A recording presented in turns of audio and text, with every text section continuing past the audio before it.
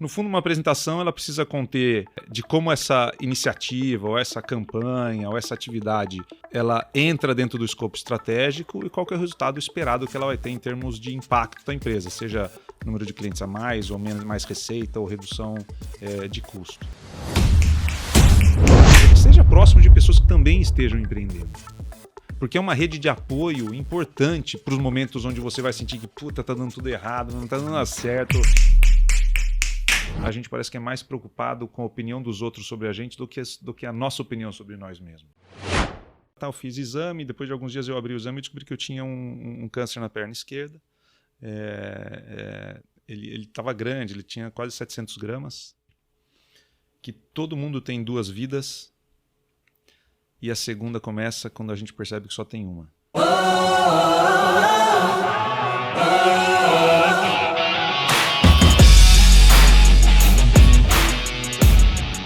Alô, família! Bem-vindos! Bom, os cortes, vocês viram que o nosso convidado de hoje tá pesado. É aquele tipo de convidado que a gente tem que aproveitar cada segundo com ele. Porque tem muita experiência. Sabe aquele pitch de elevador? Aquele quando a gente encontra o CEO de uma empresa, ou quando a gente encontra o dono da empresa. É mais ou menos isso. Só que aqui no DantasCast, vocês já sabem, é um papo informal. Então, a gente tem muito prazer em receber aqui o Galli, Thiago Galli. Bem-vindo ao DantasCast, Thiago. Fabrício, obrigado. Obrigado pela abertura. Agora aumentou a responsa. Thiago, o seguinte, primeiro ponto aqui é você se apresentar. Quem é você?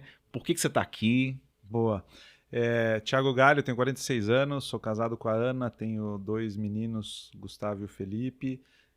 Minha carreira foi mais de executivo e empreendedor, eu me formei em administração e passei por telecom, mas principalmente agora no mundo de tecnologia, e hoje eu apoio startups que estão em uma fase inicial. Então, uma nova fase aí da minha vida muito bacana. Legal. Poderia falar que o Thiago é um empreendedor, poderia falar que o Thiago é um nível C-level, poderia falar que o Thiago é um cara que apoia ou decide em que empresas vai apoiar. Será que ele apoia podcasts também? Vamos começar o nosso bate-papo com o Thiago aqui. Thiago, você se apresentou, só que no DantasCast a apresentação não é tão simples assim, tá? Ah, tá. A Tem gente uma pegadinha aí. A gente tem uma brincadeira que é tipo um quebra-gelo, pra gente poder conhecer um pouco da tua personalidade. Tá bom? Só que você tem que topar. Você topa? Lógico. Vamos lá? Uhum. Então vamos lá, Thiagão. Seguinte, você já foi CEO de empresa, você, né, um cara C-level, já fingiu estar no celular pra não conversar com alguém? Pra, Puta, tipo, já. Já. Já? Boa. Quem nunca? Quem nunca? Segunda pergunta. Qual é a melhor forma para os executivos que estão assistindo identificarem o que no PPT é real e o que não é? Acho que no PPT nada é real, né? Hoje em dia, o que aconteceu foi que, especialmente no mundo de startups, você vê fundadores muito preparados com esse pitch no PowerPoint. Mas o legal mesmo, olhando sob a ótica do investidor, é a gente ver coisas já minimamente preparadas ou minimamente funcionais. Agora, quando a gente olha do ponto de vista de investimento, a gente está mais preocupado e mais atento a quem está apresentando do que só o PowerPoint. Obviamente, a oportunidade tem que ser grande, a solução tem que ser interessante para um problema que a gente entende que é um problema real, que muitas vezes talvez a gente consiga se relacionar, mas o que a gente quer ver realmente é se o founder é aquele cara que vai conseguir resolver aquele problema que ele tá falando. Isso vale também para as empresas? Quer dizer, quando você estava na empresa ou quando você está na empresa, como administrador ou como executivo, quando você vê aquelas apresentações, quando você vê aqueles projetos, como é que você consegue distinguir o que é o floreio, a apresentação bem feita, da execução de fato que vai fazer diferença para a empresa? Claro, legal. Não, eu acho que isso vale para a empresa também. Eu acho que uma característica é quanto maior a empresa, menor é o escopo das pessoas que estão nessa empresa, né? Você é mais departamentalizado, as pessoas são mais especialistas naquilo que faz, né? Agora, eu acho que na capacidade de você avaliar se alguma coisa está sendo bem feita ou não, a primeira coisa é você começar a entender como a empresa funciona, tanto do ponto de vista da visão estratégica, quanto do ponto de vista de como ela ganha dinheiro. Como é que é o modelo financeiro da empresa? Porque aí você começa a avaliar se as iniciativas fazem sentido sob a ótica da visão estratégica e financeira delas. No fundo, uma apresentação ela precisa conter de como essa iniciativa, ou essa campanha, ou essa atividade ela entra dentro do escopo estratégico e qual que é o resultado esperado que ela vai ter em termos de impacto da empresa, seja número de clientes a mais, ou menos, mais receita, ou redução de custo. Diz uma coisa, Thiago, eu imagino que quando você está no board de uma empresa, como presidente ou como investidor, assim como dono, deve ter uma certa solidão. Aquela Muita. solidão assim de tomada de decisão. Como é que você lida com isso? Cara, é uma excelente pergunta, porque o que eu faço hoje, Fabrício, ele tem a ver exatamente com o que você falou, e a gente não, né, nem combinou, mas efetivamente, cara, você abrir um negócio, você está no C-Level, você é CEO, é muito solitário mesmo. Você tem pouca gente para recorrer, né? E especialmente dentro de uma empresa, existe uma expectativa de que o cara que está no C-Level é o cara que sabe para onde a gente tem que ir, tem todas as respostas, sabe o que tem que ser feito, é o gênio. Então a gente acaba carregando um pouco dessa aura e está longe de ser a verdade. Em geral, não é sempre assim e as pessoas acabam vestindo um pouco dessa capa. E aí isso traz uma solidão enorme, porque isso faz com que as pessoas não busquem uma ajuda e não tenham, às vezes, a humildade de falar não sei, porque elas vão se sentir ou fracassadas ou vão estar preocupadas como as outras pessoas vão enxergar ela. Então, efetivamente, é solitário. A maneira como eu lidei com isso foi...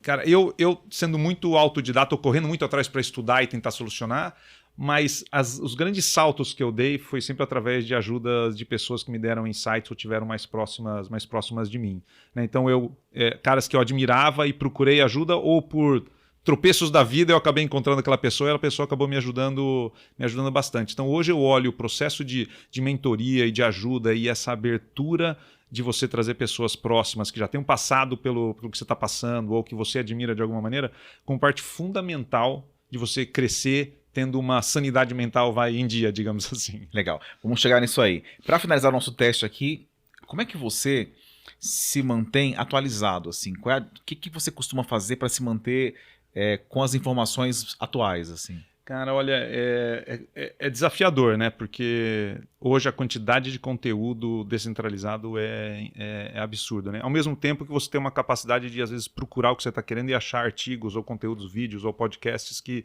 te facilitem a vida. Eu tenho eu não sei se muita gente faz isso ou não, mas eu tenho um grupo no WhatsApp comigo mesmo, que é eu comigo mesmo. Então, toda vez que eu vejo alguma coisa interessante que eu quero ou ler depois, eu mando lá para aquele grupo que estou eu mesmo, eu tenho um que é de conteúdo. Como é que chama esse grupo com você mesmo? Chama Conteúdos TSG, que é as minhas iniciais, e eu tenho um de To-Dos TSG, que são, legal. Preciso fazer isso, então eu anoto lá. Então, o que eu faço é toda segunda-feira de manhã, eu tenho uma reuniãozinha das 9 às 10 comigo mesmo, onde eu vou me atualizar dos To-Dos e alocar eles onde eles têm que ser alocados, e pegar esses conteúdos e ver, ler ou marcar quando que eu vou ler ele. Mas eu vejo hoje, eu assisto muito podcast, ouço muito podcast. Uhum.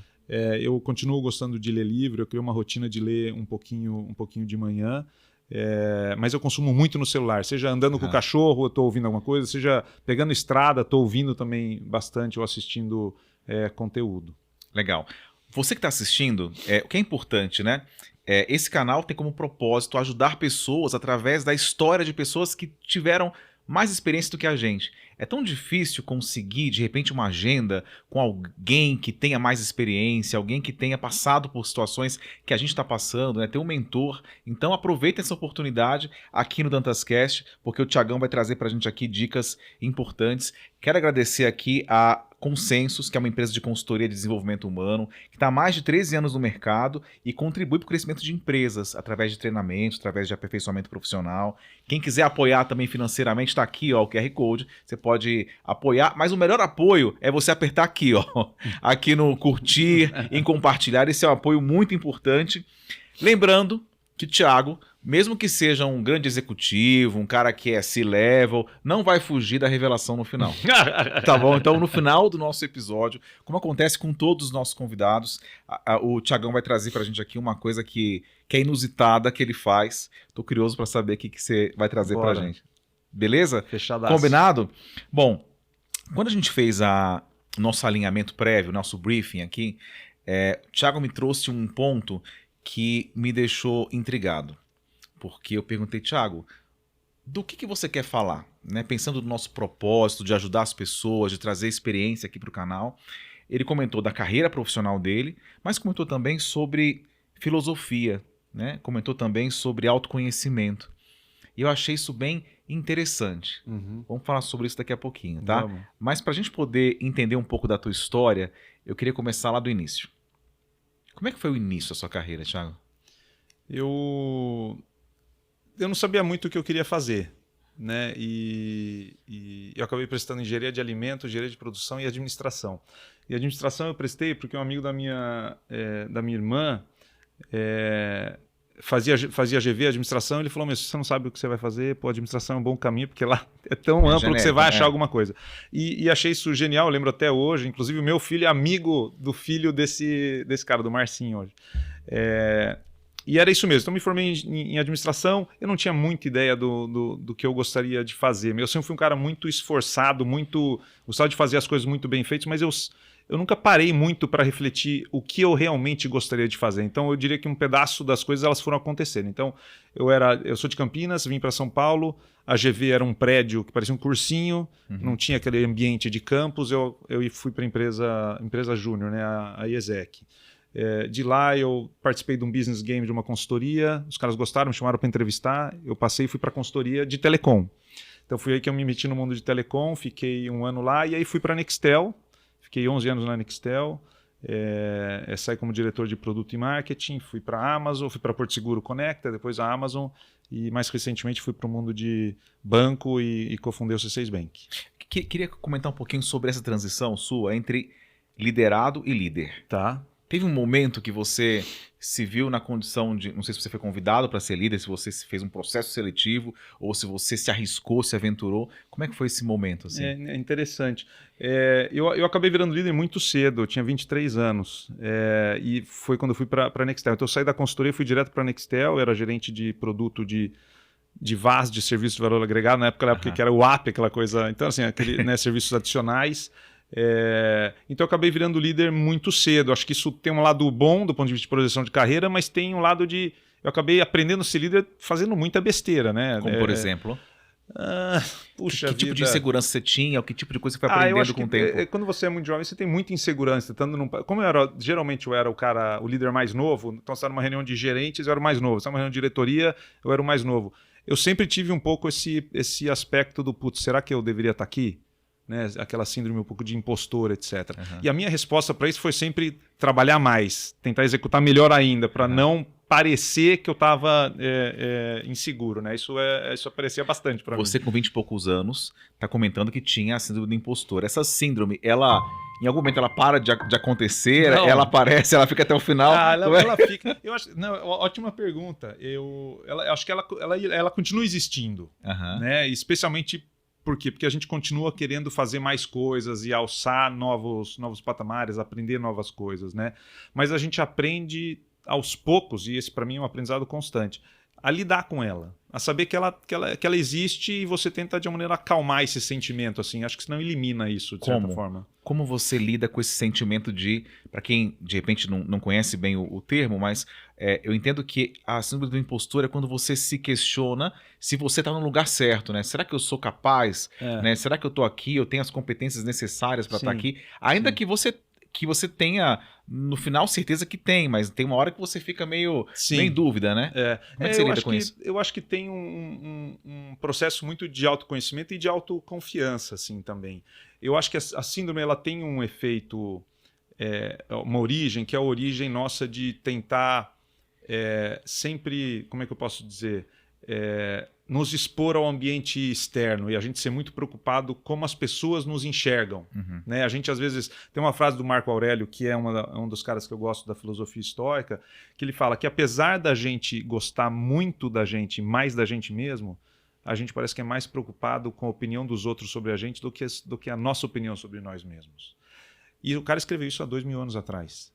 E isso é talvez mais atual do que era naquela época nesse mundo de redes sociais, onde a gente está exposto muito a essa vida virtual, né? Então, a hora que você começa a ter um pouco mais de tranquilidade e autoconfiança em você mesmo, você para ou você reduz essa dependência, né, dessa aprovação externa, ou desse risco das pessoas estarem preocupadas com você ou não, enfim. Eu acho que é um pouco desse jeito.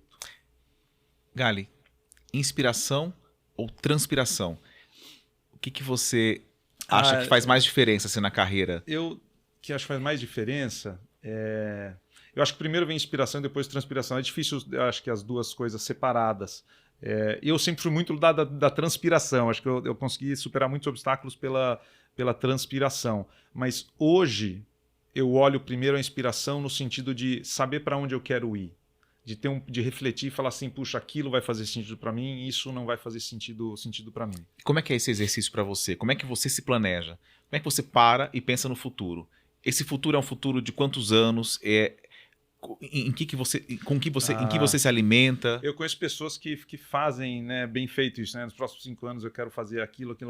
Eu não faço isso, para ser bem sincero. Eu acho que assim, eu tive 2 momentos de carreira, assim, aliás, 3 muito específicos. Um é essa vida bem de executivo mesmo, depois querendo sair de telecom e ir para o mundo mais de empreender, primeiro intraempreendendo dentro de empresas, tal, e depois empreendendo mesmo com o C6 e agora com a Strive, que é a minha terceira etapa, na verdade, que é eu quero pegar tudo que eu aprendi, tudo que eu desenvolvi, todo o conhecimento que eu tenho e começar a ajudar outras pessoas a construírem e escalarem os seus negócios. E eu tô nesse momento hoje, eu tô menos preocupado com os 10 anos para frente, 5 anos, eu tô mais preocupado hoje com esse momento aqui que eu tô vivendo e ter certeza de que eu tô feliz e satisfeito fazendo o que eu tô fazendo. Legal. Você me comentou que quando você estava na empresa, né, no mercado corporativo, depois a gente passa para o empreendedorismo, tá? Mas que você sempre teve essa veia da inovação com você. E como é que você consegue selecionar as pessoas, assim? Como é que você cria um ambiente que é um ambiente que propicia essa criação, que propicia essa assunção de riscos? Eu sei, me parece que às vezes a gente quer inovar, mas a gente não gera um ambiente de segurança para que as pessoas possam arriscar, que possam, de repente, errar também, Sim. não? Eu vou contar uma história minha, lá da época da Nextel, que me marcou muito e acho que tem a ver com o que você está falando. Você já fez aquelas avaliações 360 graus, né? Que todo mundo te avalia, o chefe, o funcionário, o cliente interno. O par, né? Isso, o par, etc. E uma das frentes era a comunicação. E eu lá dei nota, das várias perguntas, eu dei a nota máxima para mim de comunicação. Eu sempre achei que eu sou um bom comunicador, eu falo bem e tal. Até mesmo porque nas reuniões, segunda-feira, com você Sim. mesmo, você sempre se comunica e se entende tão bem. Isso é recente, hein? Isso é mais recente. E aí, o que aconteceu foi que quando eu recebi a nota de todo mundo, a minha pior nota foi comunicação. E aí eu falei, puta, tem uma dissonância muito grande do que eu acho de mim e do que os outros estão percebendo do meu papel, né? E aí eu conversei com o meu VP na época, ele falou, cara, eu só tenho uma coisa pra você fazer. Seleciona pessoas aí daí que você vai conversar, vai perguntar por que elas deram nota baixa, cara. Pra você entender aonde você não tá percebendo. E eu, puta, rabinho entre as pernas, fiz isso.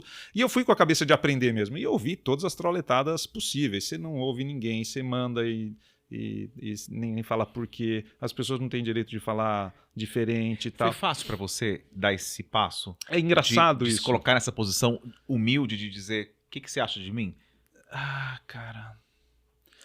Fácil de ir lá perguntar, sim. De ouvir não foi tanto. Mas...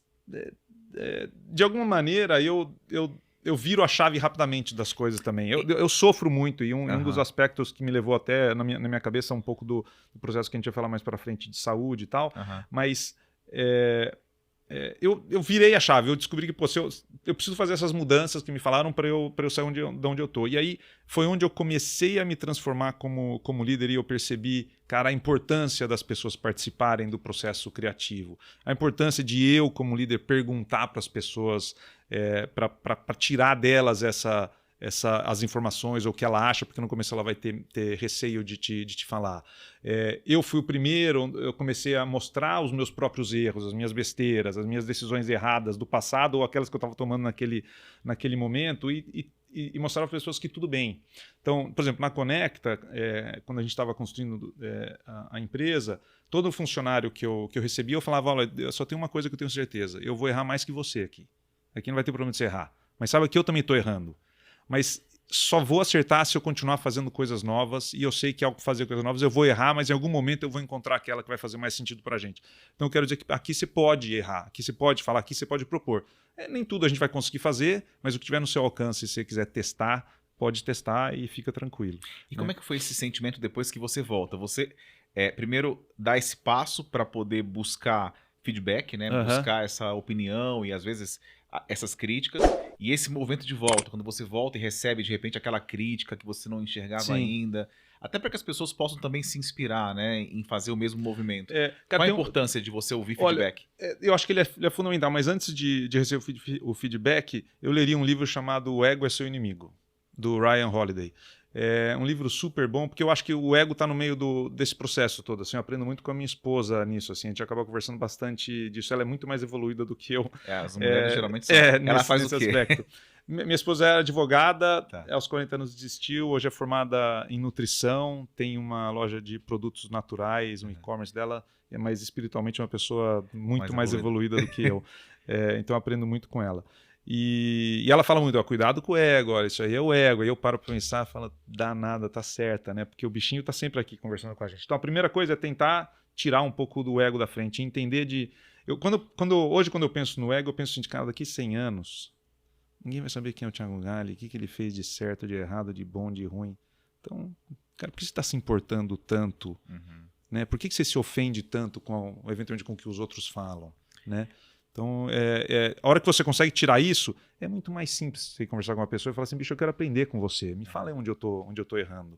É muito melhor essa posição hoje do que a posição que a gente é acostumado nas empresas de que, não, eu quero parecer o cara que sabe de tudo. Né? E isso vale para muita coisa, né, Muito. Galho? Porque assim, até para você levantar e fazer uma pergunta, né?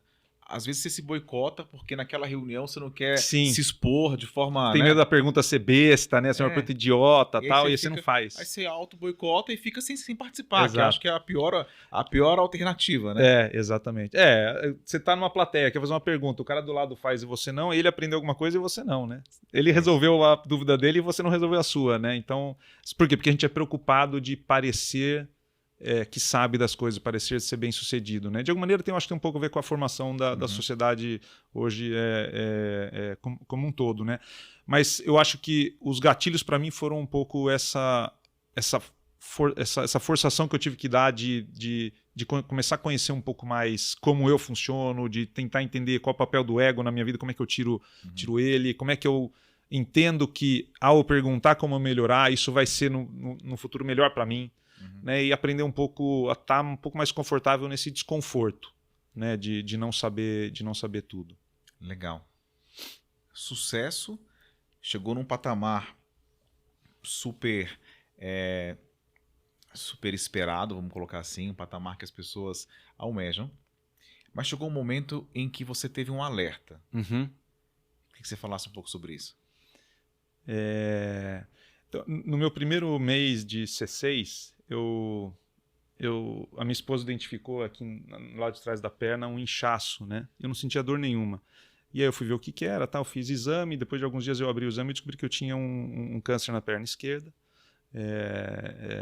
Ele estava grande, ele tinha quase 700 gramas quando foi retirado, eu precisei fazer quimioterapia, eu parei o processo de quimioterapia no meio, inclusive, depois fiz radioterapia, etc. Mas no fundo hoje eu olho ela com uma tranquilidade grande, porque apesar do susto, foi uma das melhores coisas que me aconteceu. Eu sei que né, o câncer ele é uma doença muito complexa e é uma doença muito solitária. Apesar de você ter muito apoio das pessoas, é uma doença muito solitária, uma doença onde você trata com você mesmo. E foi uma bênção, por quê? Porque eu estou aqui vivo, né, eu consegui não ter nenhuma sequela significativa, aliás, nenhuma, eu tenho uma vida totalmente normal. Mas aquilo eu acho que foi o homem lá em cima, falou, deixa eu dar um recado para ele que ele não pode ignorar, mas que ele vai ter uma vida normal ainda. E eu aprendi a não ignorar esse... Que recado você acha que... Acho que o recado ótima pergunta. Eu escrevi um texto, Fabrício, um ano depois, exatamente um ano depois que eu descobri que tinha o câncer, eu escrevi um texto no LinkedIn que eram os meus 10 aprendizados do câncer. E o recado é, cara, você está levando a vida muito no automático. Você não está aproveitando essa jornada. O que é levar uma vida no automático? Cara, levar uma vida no automático é você entender que na minha cabeça era, puxa, eu tinha na minha cabeça a vontade de ser um grande executivo e eu vivia aquilo 24 horas por dia e eu não estava necessariamente... Quando você está em casa, você não está necessariamente em casa. Então o corpo está lá, mas a cabeça está preocupada com outras coisas, está com o celular respondendo, então seu filho está querendo brincar com você e você está respondendo uma mensagem. Né? Enfim, acho que tem muita gente que talvez vá se relacionar com esse tipo de coisa, porque hoje a gente tem essa questão do acorda, trabalha, volta para casa cansado, aí no fim de semana descansa um pouco, toma cerveja, e segunda-feira assim, meu Deus, tem que começar de novo na correria. E, cara, isso para mim foi um alerta grande. Por quê? Porque a gente acaba exigindo muito do corpo, da mente nesse sentido e não trabalha esses aspectos de você manter a saúde do corpo, a saúde da mente ou a saúde do terreno, né? Do corpo como terreno. Assim, a gente não previne isso. E eu percebi que eu estava num caminho que no longo prazo não ia ser legal para mim. Então aquilo mexeu demais comigo, foi um dos motivos de eu até depois ter, enfim, decidido sair do C6, porque eu falei, cara, eu quero fazer outra coisa da vida e tal. E foi aí que eu aprendi um pouco sobre filosofia. Então eu sempre fui um cara que tinha um tom de negatividade, olhava mais as coisas negativas do que positivas, sempre com tom de precisamos resolver o problema ao invés de às vezes comemorar as coisas boas. Eu tinha um tom sempre negativo nas coisas que eu falo, do tipo, preciso fazer isso, a gente devia ter feito aquilo, não posso errar nisso daqui. Que reverberava para os outros também, talvez, não? Com certeza, com certeza. Mas essencialmente em mim. E aquilo você vai somatizando e em alguma maneira o corpo vai expelir aquilo lá e expor aquilo lá. E no meu caso foi um câncer na perna. Então, para mim foi uma bênção porque ele me obrigou a refletir se eu quisesse continuar vivo, se eu tivesse continuado da minha esposa e dos meus filhos. E eu falei, cara, eu vou precisar mudar a alimentação. Eu nunca fui um cara que comia mal, então eu nunca comi muito junk food, essas coisas, mas eu descobri que eu também não comia bem. A alimentação que a gente tem no dia a dia não é a alimentação ideal pensando no corpo. E aí, a sorte da minha esposa naquele momento está fazendo faculdade de nutrição, então ela me ajudou demais, ajuda até hoje nesse sentido. Mas essencialmente eu comecei a fazer terapia, que eu não fazia, e aí eu me deparei com a filosofia, que para mim hoje é um alicerce da maneira como eu penso e me ajuda demais. Como é que foi o seu encontro com a terapia? Assim, você como executivo, talvez cético, entrou cético ou não? Muito. Entrou muito. cético. Eu sempre fui daqueles que, não precisa, tal. Cara, não é um processo simples, né? Inclusive porque não só o processo de se expor, mas de você encontrar uma pessoa que você se sinta minimamente à vontade de se expor, né? Eu troquei, eu já tenho a minha terapeuta já há vários anos, que eu me identifiquei muito, e ela é daquelas meio duras, assim, ela fala... Porque tem que rolar uma empatia também, né? Não tem que tenho combinar, dúvida, né? Tipo, as pessoas, né? Pra você poder... Sem dúvida. E assim, até hoje eu tenho alguma dificuldade às vezes de falar coisas com ela, assim, de puta, não sei se eu falo ou se eu lido eu sozinho sem falar, tal, etc. Mas me ajuda demais. Me ajudou demais a me centralizar como pessoa, a entender as minhas limitações, minhas características e tentar ajustar rotas que talvez não estavam tão bem ajustadas assim para mim. Quem olha de fora vai falar, tá tudo bem, mas todo mundo tá tendo uma batalha interna grande por alguma coisa, né? E às vezes a gente vai guardando essas coisas. A terapia é uma das maneiras de você expor isso e tentar capturar uma visão um pouco diferente, perspectiva sobre como conduzir talvez coisas que são delicadas que você não quer expor para as outras pessoas, né? Nesse momento em que você teve de frente com uma situação onde você não tinha controle plenamente, talvez você tenha pensado isso, eu não tenho tanto controle, né? Uma coisa dependia de alguns outros elementos, Sim. né? Isso mudou a forma como você pensava, assim, a forma como você pensa sobre o quanto você pode decidir, o quanto você pode realizar de fato? Você sabe que a filosofia que eu me apaixonei, Fabrício, é uma filosofia estoica, né? E por que eu gostei muito dessa filosofia? Porque ela tem, na minha cabeça, ela tem mais a ver com o nosso cotidiano do que a filosofia de buscar o homem ideal, etc. Então a filosofia estoica ela é muito voltada para como a gente consegue enfrentar melhor os dilemas do dia a dia do ser humano.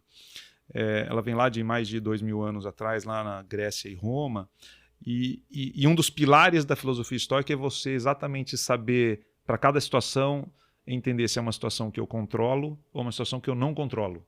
E eu apenas reajo, né? Então, cara, focar naquilo que você controla vai te trazer uma paz muito maior. E você aceitar as coisas que você não controla também.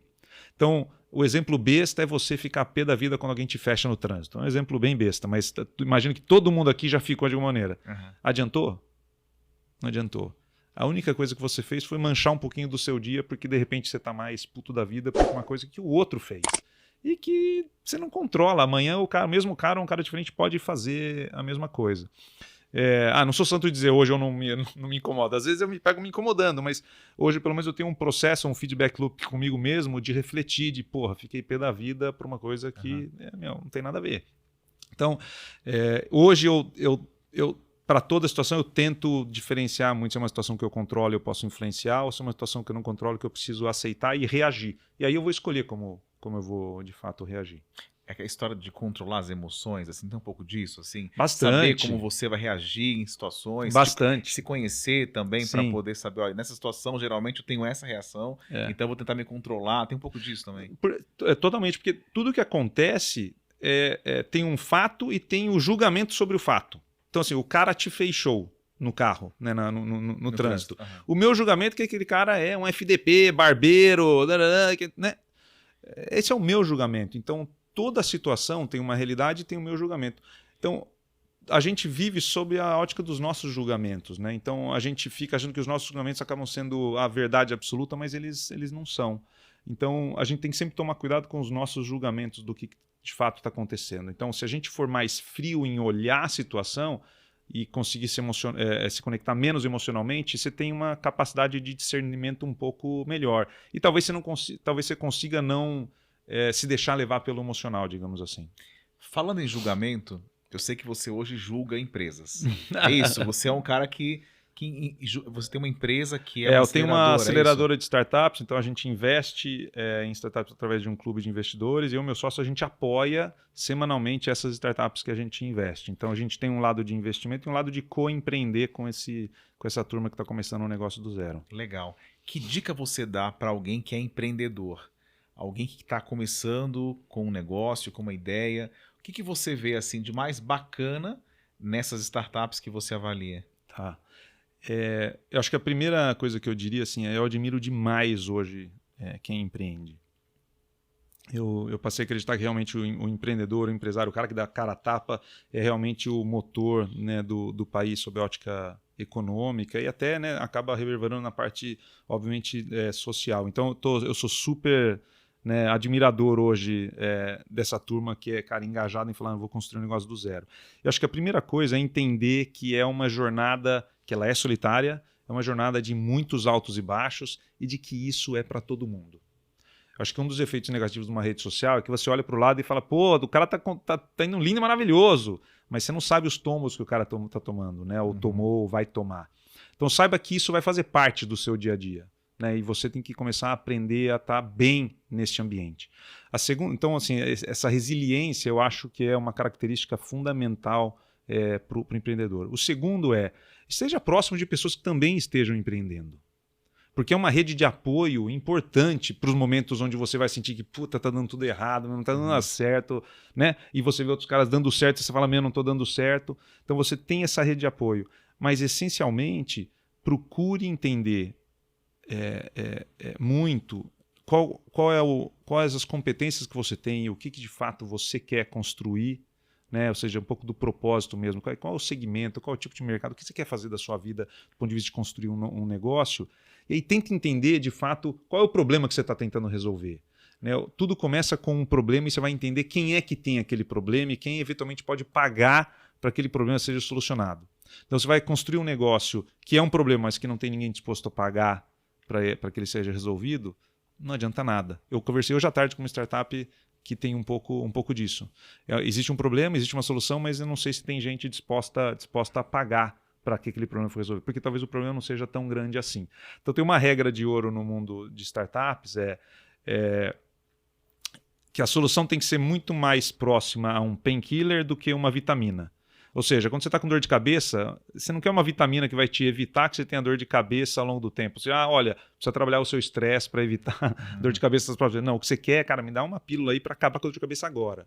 Então, remédio mesmo. O remédio. As startups de maior sucesso são aquelas que de fato estão resolvendo o problema na hora para aquele cara. Atua mais como um remédio que estanca a dor do que necessariamente uma vitamina que você precisa tomar muito ao longo do tempo para ela surtir algum tipo de efeito. O que você vê de mais defeito assim nessas pessoas que de repente se frustram quando vão pro empreendedorismo? Assim? O que você vê assim, de mais... Eu acho que as pessoas têm uma tendência a querer empreender muito porque eu também não quero ter chefe, eu quero ter minha liberdade, etc. Mas acabam muito sendo refém do próprio negócio, né? Até por uma dificuldade de escalar. Mas eu acho que talvez o principal erro é exatamente você achar que vai ser uma história linda e maravilhosa, que você é o próximo Facebook. Não que você não possa ser, mas que o caminho para chegar lá não é um caminho totalmente linear, né? Então tem que ser muito cuidadoso com como é que você usa o seu tempo. Tem que ser cuidadoso com como é que você vai usar o dinheiro do próprio investidor. Uhum. Tem que ser muito rápido esse processo de você descobrir, aprender, executar, descobrir de novo, aprender mais um pouco, executar de novo e não se apaixonar pela solução. Tem muito cara que fala assim, puta, eu desenhei uma solução aqui e ele é apaixonado pela solução, mas se a solução não resolve o problema ou se não tem alguém disposto a pagar, ela serve menos. Então, se é para apaixonar por alguma coisa, se apaixona pelo problema. Pelo problema. E a solução ela pode vir de diferentes perspectivas, não necessariamente aquela que você está imaginando. Mas se você ficar focado no problema que o cliente tem, para entender o que de fato é esse problema, o quão latente ele é e quantas pessoas têm um problema similar para você pensar na solução, eu acho que é o melhor caminho. Se apaixonar pelo problema e não pela solução. Quer dizer, se o solução. se apaixonou pela Olivetti, a antiga máquina de escrever, exato, ao invés de ter se apaixonado pelo problema, que é quero me comunicar, quero fazer escrever rápido, ele teria ficado lá junto com a Olivetti. Feito uma máquina, sei lá, uma máquina de escrever mais bonita. Mais bonita. Legal. Muito bom. E você consegue me comentar assim, uma startup assim que tenha, não sei se você pode, né, divulgar, mas alguma startup que você tenha apoiado, que teve uma ideia brilhante, assim, pra gente poder se inspirar? Assim? Eu tô apoiando 5 que eu sou apaixonado hoje. Pô, eu posso falar delas, mas assim, pensando a gente tá aqui num podcast, né, tem uma que tá atuando no segmento de mídia, então Legal.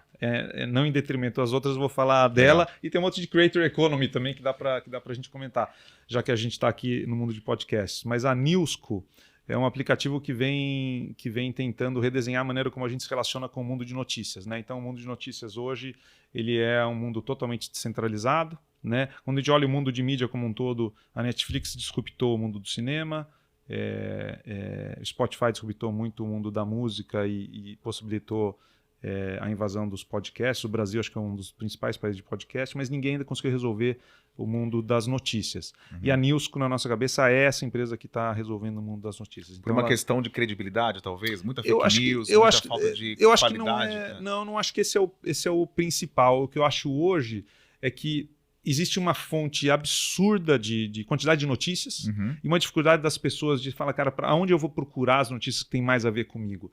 Quando você entra num portal de notícias, por exemplo, se a gente entrar agora em qualquer um dos grandes portais, você concorda que vai ser exatamente o mesmo? Sim. Mas você está procurando uma coisa e está procurando outra. O Fabrício é diferente do Thiago. Então não existe uma personalização de notícia. As redes sociais, o Instagram, o Twitter, de alguma maneira tentam resolver isso, mas não são necessariamente só focados em notícia. A Newsco, ela pega o quê? Ela pega o seu perfil, ela entende o seu perfil e ela, conforme você vai utilizando, ela vai aprimorando o seu perfil e ela te entrega as notícias de maneira resumida. Porque as pessoas também não têm mais tempo de ficar lendo grandes textos. Interpretando. Ela te resume em bullet points, você que vem do mercado adora bullet points, ou em áudio. E ela cria para você jornais personalizados que você pode ouvir, por exemplo, no rádio, de 1 minuto, das principais notícias relacionadas ao assunto que você quer. Então é uma maneira que ela entrega a notícia, é uma maneira absolutamente genial. Assim, a dupla de founders é uma dupla que a gente gosta bastante. Você falou muito, Thiago, sobre o Galho, sobre desenvolvimento pessoal, né? O quanto isso foi importante para você. Eu queria que você falasse um pouquinho sobre isso, assim, que elemento assim você destacaria como importante para que as pessoas possam aprender, para que as pessoas possam entender o que é essa história de desenvolvimento pessoal? Assim, eu não diria que eu sou o cara correto para se perguntar isso, porque eu demorei a aprender o quão importante é isso, mas hoje eu dou muito valor para isso. Eu diria o seguinte, tem uma frase do filósofo chinês que ele dizia o seguinte, que todo mundo tem 2 vidas e a segunda começa quando a gente percebe que só tem uma. Essa é uma frase que não sai da minha cabeça, assim. E para você viver a vida da melhor maneira possível, você precisa se conhecer, você precisa saber quem é você, a sua essência, o que você quer fazer e como é que você vai tirar o maior proveito da vida terrena aqui que a gente tem, pelo menos essa vida terrena. Então, hoje as pessoas são muito mais levadas a fazer coisas por um efeito manada, porque as outras pessoas estão fazendo, mesmo que ela não esteja muito afim de fazer. Então, fui trabalhar no mercado corporativo porque, sei lá, meu pai falou, ou eu fui meio que enviesado para isso, mas no fundo minha essência estava em ser um podcaster, ou ser músico, ou ser um médico. E às vezes não é nem o ir, né? É que é ir e continuar, né? Continuar. Há 30 anos atrás eu Ótimo fui ponto. e continuo indo, né? Tipo... exatamente, exatamente. Mas eu acho que a essência está em você conhecer, somos todos caras defeituosos, é entender um pouco das suas características, da sua personalidade e como é que você fica feliz com você mesmo. As pessoas hoje em dia me assustam no sentido de que as pessoas não conseguem ficar sozinhas 30 minutos só com elas mesmas. Né? As pessoas não conseguem. E isso acaba sendo um problema, porque se você não consegue ser feliz com você mesmo por 30 minutos, sem tecnologia nenhuma... O que te incomoda tanto em você mesmo? O que te incomoda tanto em você? Mas todo mundo tem um pouquinho disso, né? Mas hoje é um pouco exacerbado, porque eu vejo até jovem, tenho filhos jovens e tal, os jovens eles não conseguem ficar sem fazer nada. Eu, quando era moleque, eu fui no treino de basquete, vou esperar meu pai me pegar. Eu esperava, eu não tinha o que fazer. Tinha que esperar. E sem celular, né? E sem celular. Você está lá sentado na frente do clube, lá esperando. Hoje em dia, se você não chegou no horário, ele não tem o celular para se entreter, ele não consegue ficar sem fazer nada. Ou ele fala, não, então eu vou de Uber, não, então eu vou... Então, assim, a gente hoje não sabe mais esperar, e o esperar é um convite para a gente estar refletindo sobre a gente mesmo. E a gente não tem mais esse tempo. Gali, você falou um pouquinho sobre propósito, né? E eu queria falar um pouco sobre essa felicidade que às vezes parece um tanto quanto utópica, quando a gente fala em trabalhar naquilo que a gente ama. Sim. Com aquilo que a gente ama. Sim, sim. Fala sobre isso. Cara, tem uma frase que não é minha, acho que é de um professor lá de Universidade de Nova York, que ele fala o seguinte: puxa, o cara que fala que tem que trabalhar com a sua paixão é um cara que já ganhou muito dinheiro na vida, tal, não sei o que lá. Mas, e ele fala, pô, você tem que trabalhar com aquilo que você é competente, né? Agora, o problema é que se você é competente numa coisa e você não gosta daquela coisa, também não adianta muito. Eu acho que as duas coisas são extremos que talvez não nos levem para a direção certa. Eu acho que assim, você precisa gostar daquilo que você está fazendo, não significa você ser apaixonado, mas você entender que mesmo aquilo lá tem altos e baixos, Perfeito. Tem complicômetros. A jornada, então assim, se eu adoro comida, não significa que abrir um restaurante, eu adoro cozinhar, que é um restaurante que vai ser a coisa mais linda e maravilhosa, porque ela deixou de ser um hobby e passou a ser um trabalho, e o trabalho ele acaba trazendo responsabilidades adicionais até para ele se manter, né? Até porque eu acho que tem atividades assim, dentro do que você, de repente, eu amo cozinhar, sei lá, né, culinária e tal. Tem momentos que eu vou ter que fazer a parte boring, não vou ter que ir lá falar com o fornecedor, tem que fechar o caixa. Vou ter que fechar o caixa, vou ter que cobrar o cara que tá me vendo, então...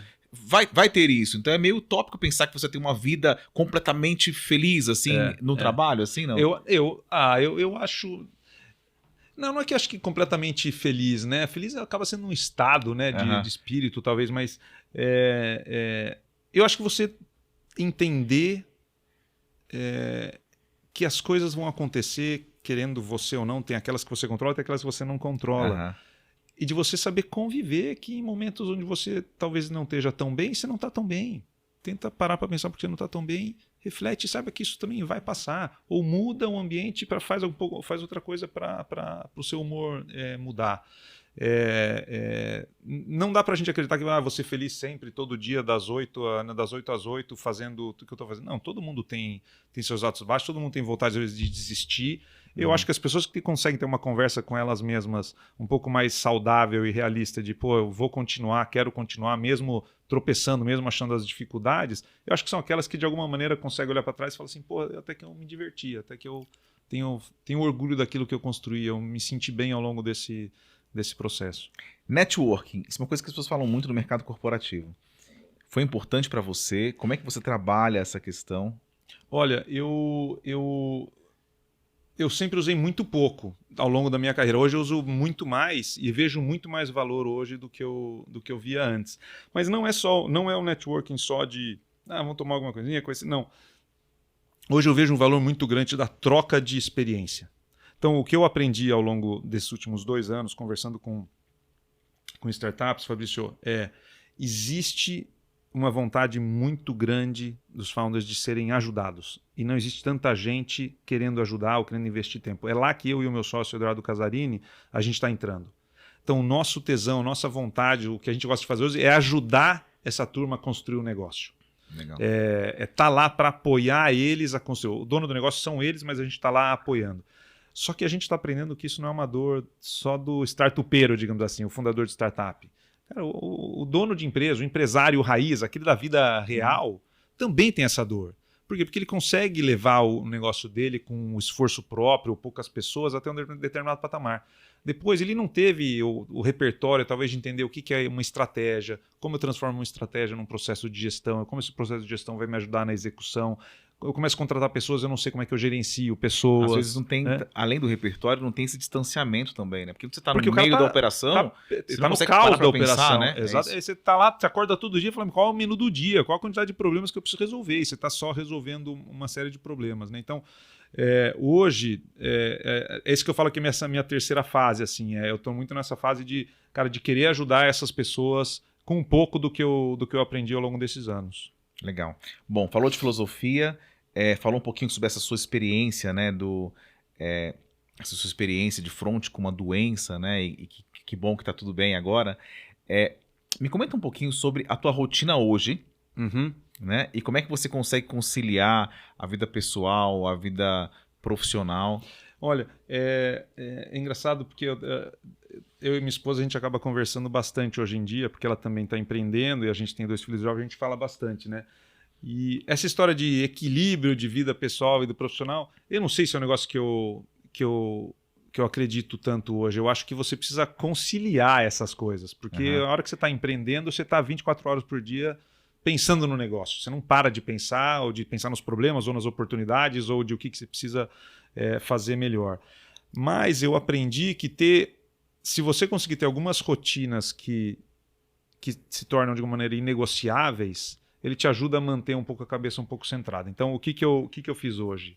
Hoje que eu tenho que é um pouco mais de rotina. Todo dia de manhã eu saio os meus filhos vão para a escola, eu saio para andar com a cachorra, quando eu estou andando eu estou ouvindo podcast, etc. Faço um pouco de exercício, volto para casa, leio meia hora de livro e eu escrevo num diário. Então, hoje em dia, o estoicismo me ajudou a aprender a escrever e colocar coisas no papel. Isso, para mim, tem sido... O que você coloca no papel? Coisas que eu estou pensando. Cara, ou coisas que eu estou pensando ou que estão me afligindo, mas principalmente eu tento sempre relembrar coisas que eu sou grato. Como eu te falei, uma das minhas coisas era eu olhava sempre uma coisa para um viés meio copo mais vazio, né? E hoje eu me forço a falar, cara, olha, você está preocupado com muita coisa, mas olha quanta coisa você tem para agradecer.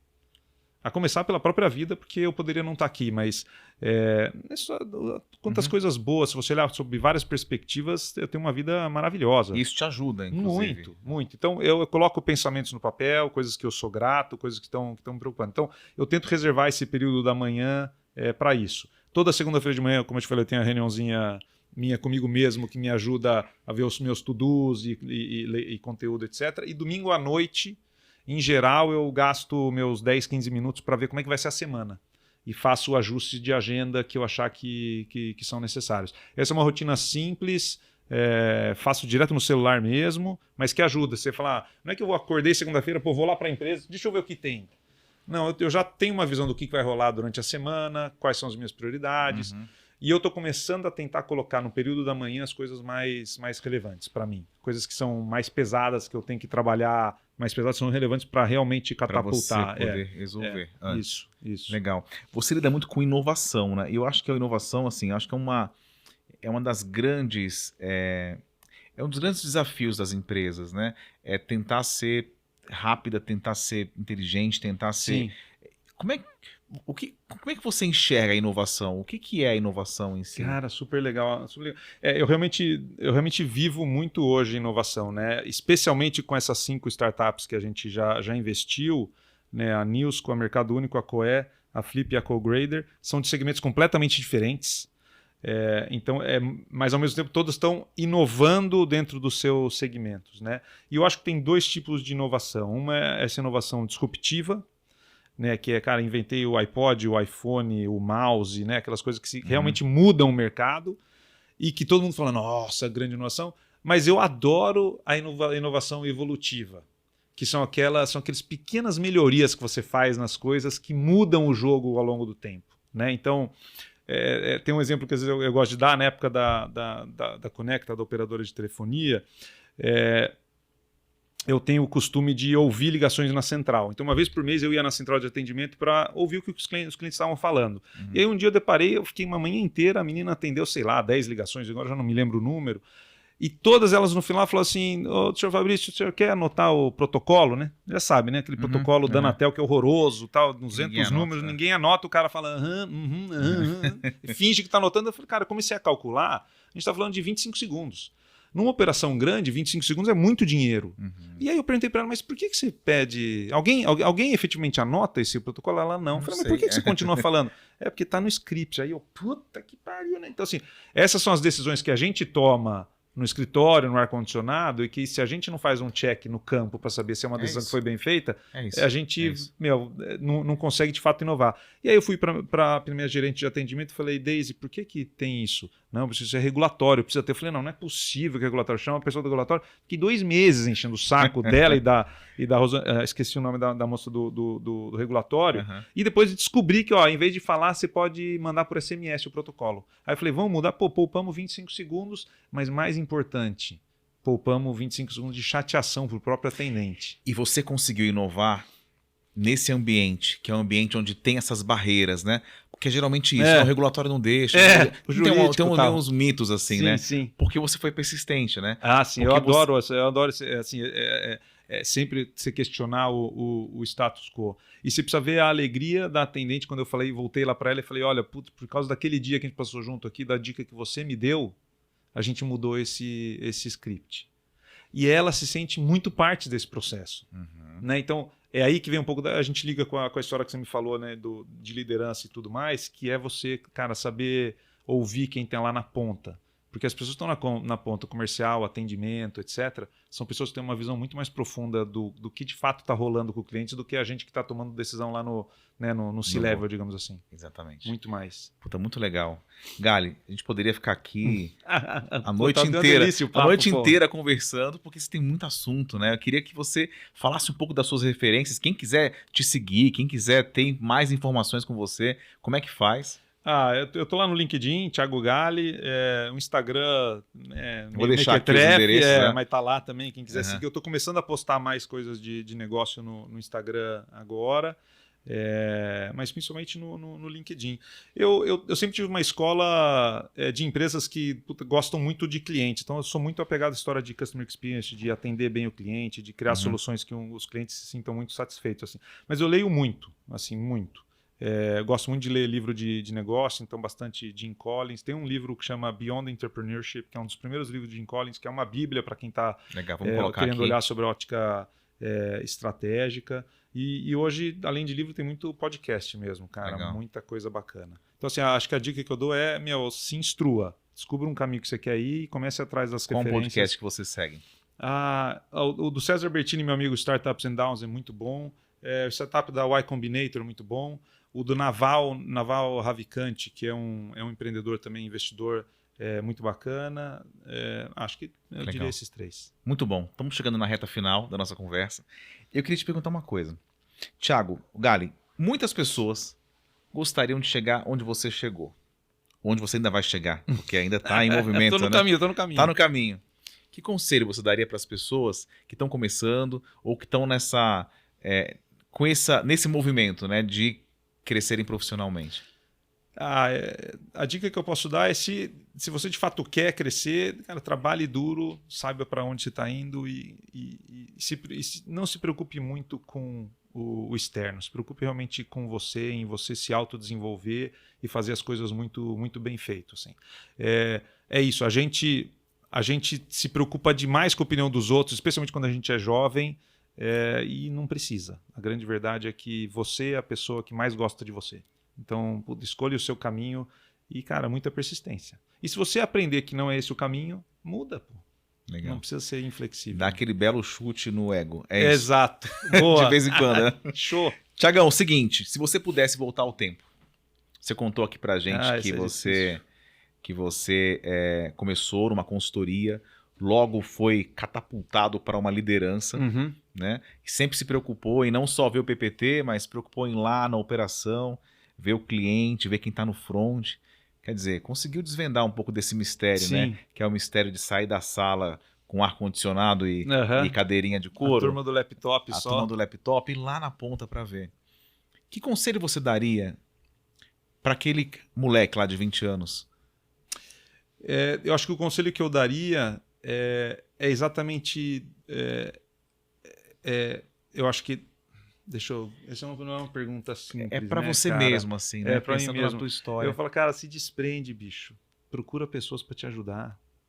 Você não precisa ser aquele cara que responde tudo e sabe tudo. Sozinho. Porque isso é um peso muito grande. Eu sempre carreguei isso muito comigo.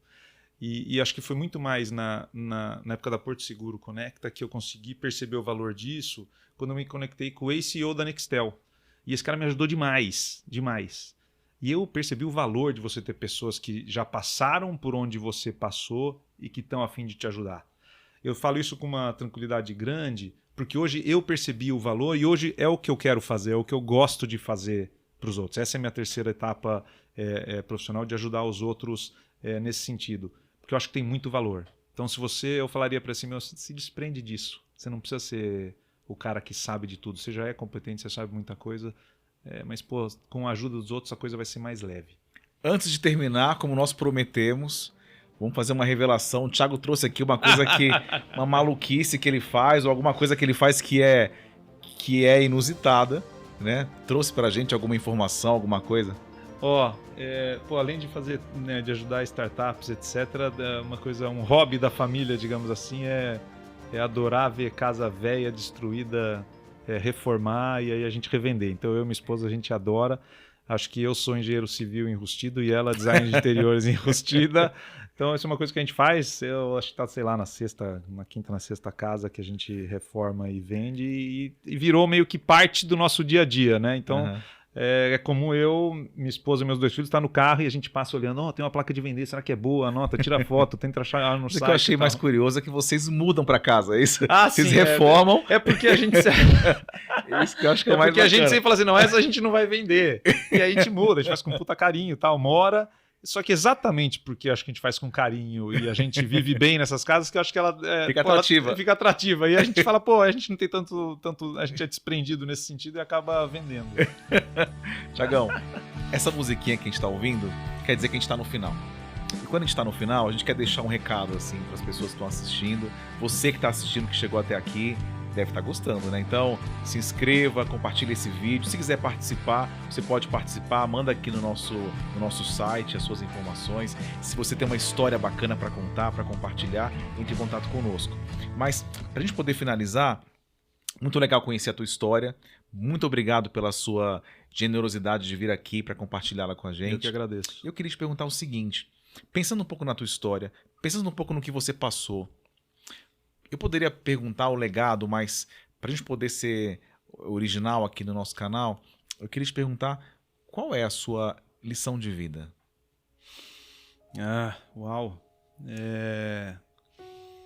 A lição de vida...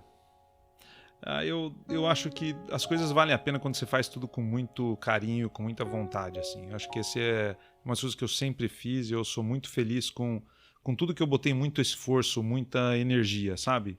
Então, o que eu diria é uma coisa que eu digo muito para os meus filhos cara, o mundo tem tanta oportunidade hoje, né? Se você for o cara que quer fazer as coisas, faça bem feito, faça com tesão, porque as coisas vão acontecendo por consequência.